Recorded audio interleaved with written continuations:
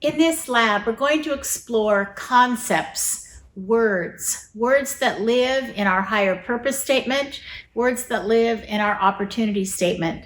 And certainly as we're doing this, we're going to want to contemplate how key words in our organization are used to articulate our messaging out to the world.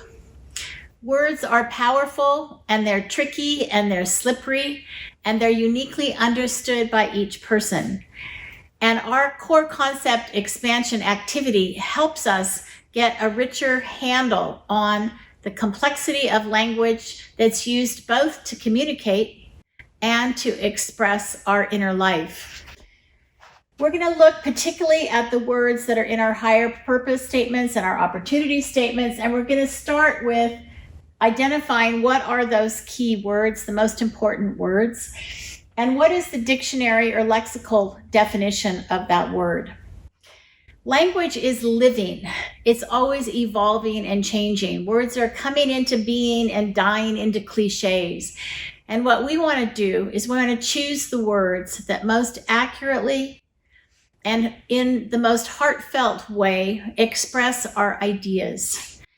And so the idea that we can have a definition, that we can define something and put it in a box and say that's what that is when we're dealing with language, I think is outdated.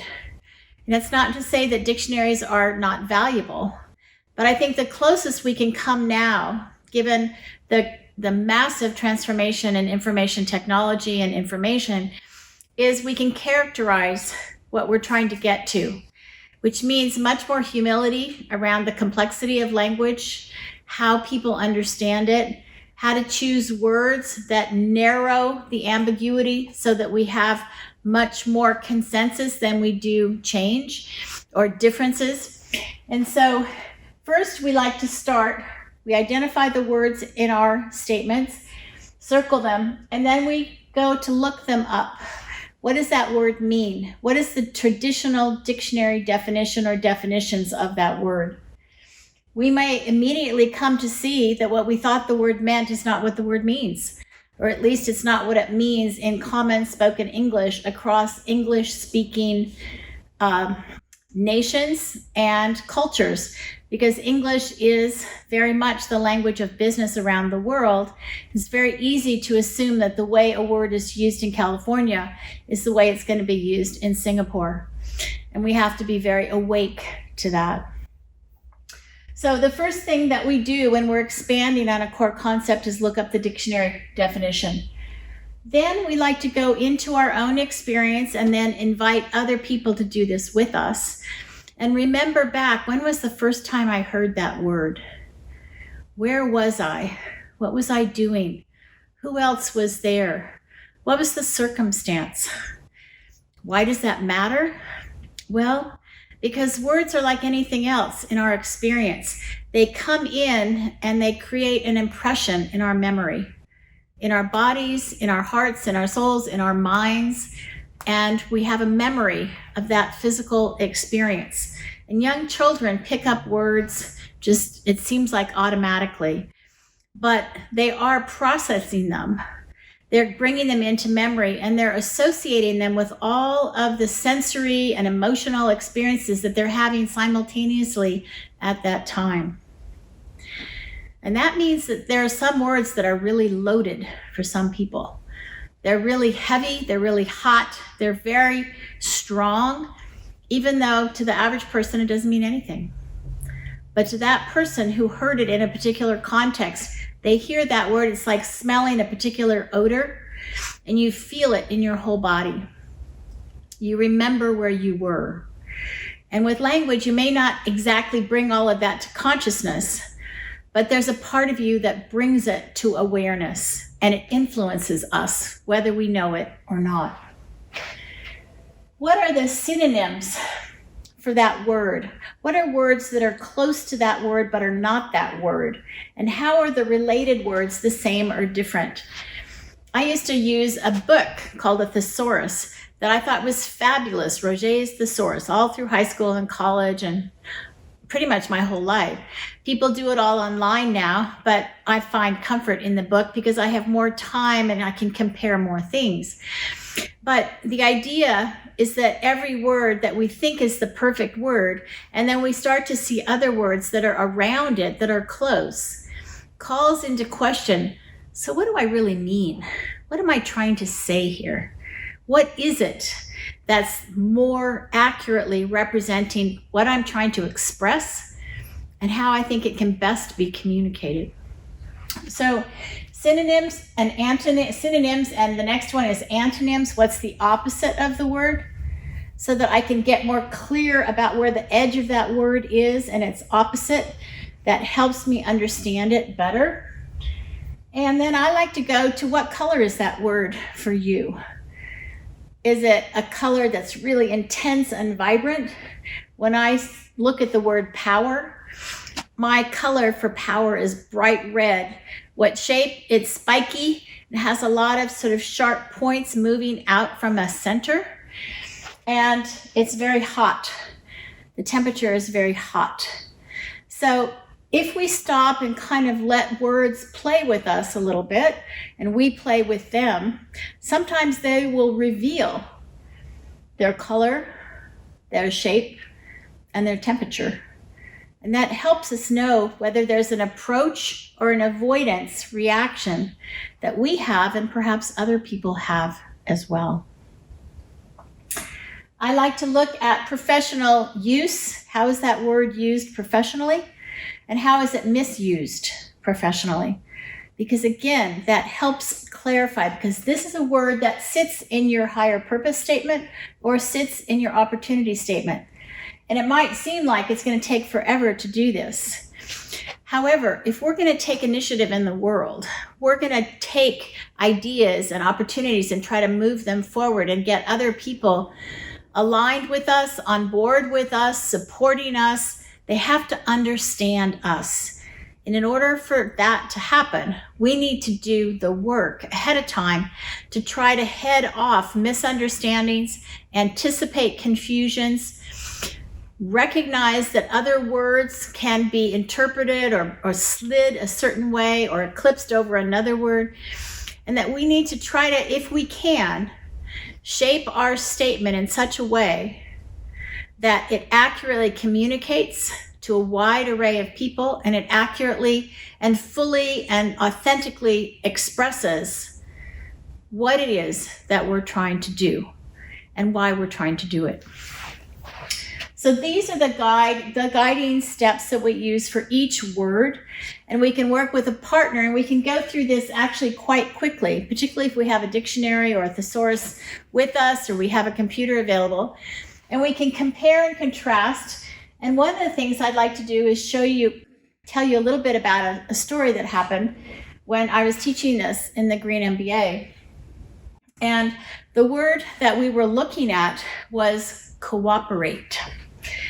So I'm going to just write that word.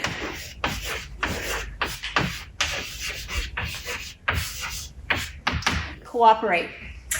And this group, this twosome was working on this word because cooperate was in one of the higher purpose statements. And she went to go look it up in the dictionary, and this is what she found. To act or work together or with others, or to act, work together or others, to act in compliance, to associate with another for mutual benefit or particular purpose. So that's what cooperate meant in the dictionary.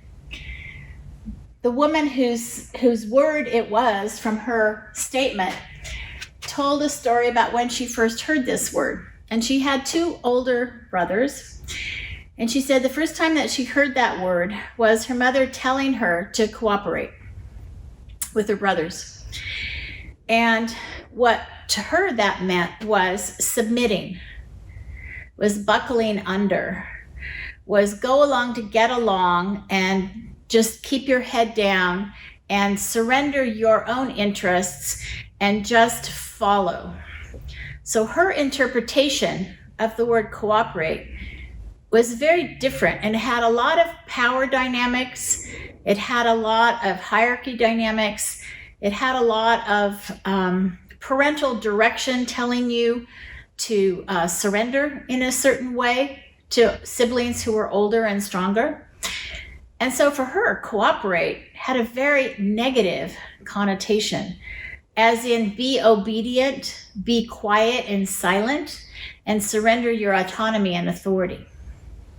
Now, not very many people would have expected that that would come up, but it did come up. And when we asked the whole class, we were talking about this in class, there were 5 or 6 other people who had that same connotation to the word cooperate, because they heard it when they were being chastised for not giving in to somebody who was stronger or louder or quicker or older.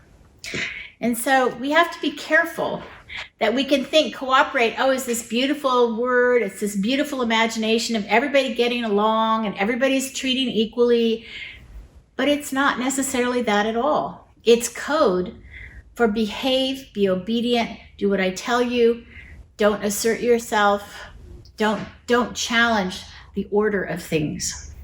So that was a really interesting event that day with those students, because it brought to mind in a very clear way, if we use the word cooperate as if none of that lived in the language, then we're going to find people, a significant number of people, percentage of people, who actually have a very difficult psychological story that goes with the word cooperate. I want you to cooperate. And there are certainly teachers who use that as a mantra in class. I want this table to cooperate. Well, what does that mean? It means for the people who are less powerful to buckle under and surrender in the moment to the people who are more powerful at that table, so that we can get along. So things are complex, and words reflect the complexity of our reality. And so this experience with the word cooperate, which can seem so innocuous and happy time, in fact is loaded. It's loaded with embedded experience. And she changed the word, the woman that was using this, after she heard her partner tell this story about cooperate, she changed the word.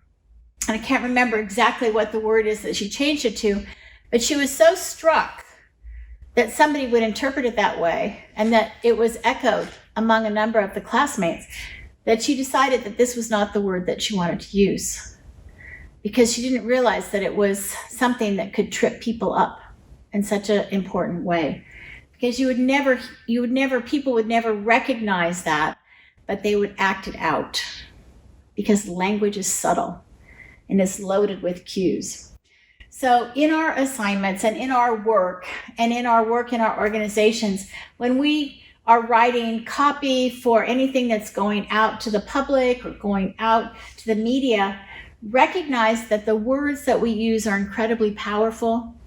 They're easily misused. There is no perfect way or perfect word. But if our goal is to limit the ambiguity, the confusion, the uncertainty, and the hidden embedded experiences that can show up when we actually do this kind of work, we're going to much more be able to move our opportunities forward in the world, because we will have anticipated a significant amount of the resistance that lies hidden in the core concepts.